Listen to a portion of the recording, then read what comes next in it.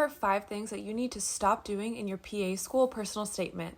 Number 1, not including personal experiences. This is your personal statement, and although it's good to include everything that you've done, all of that's already included in your CASP application.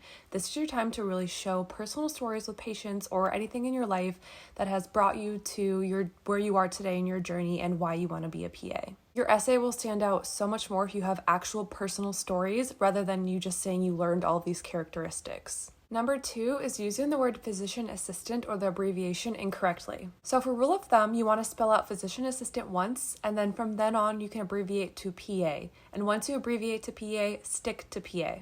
So next is a plural of PAs. There is no apostrophe in the plural of PAs. If you're trying to say that PA's apple, then you use an apostrophe. But if you're talking about all the PAs that you know, you don't use an apostrophe. Number 3 is talking about your shadowing experience with the PA, which is great, but you spend the whole entire paragraph focusing on the PA and all of the great things that they did. Although it's great to show that you know the role of the PA, you just spent an entire paragraph out of your essay basically bragging about somebody else. We learn nothing about you or any of your skills, but we know what PA Brian does because he wrote a whole paragraph on it. This is your personal statement, so be sure to make personal connections to the things that you're including. Number 4, just listing things that you've done.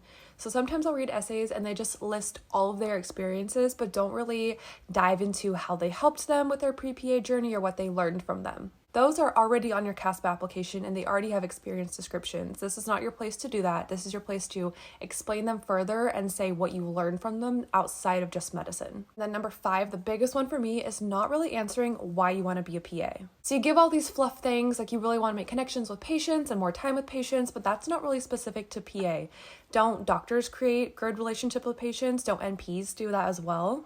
Why PA specifically? And if you're going to say something like lateral mobility, okay, but why do you like that for you? Why is that important for you to have in your future career? Sometimes people just list all these things that sound really good, but you make no real personal connection to them. So it makes me wonder, are you just saying this because you know it sounds good and that's what you think they want to hear, or do you actually connect to this? All right, so those are my 5 main tips on your personal statement. If you would like me to actually edit your essay, I do offer editing services, which you can DM me about. Or if you have any questions, my DMs are always open, or you can comment on this, and I should get back to you shortly. Hope this was helpful and good luck on your personal statement.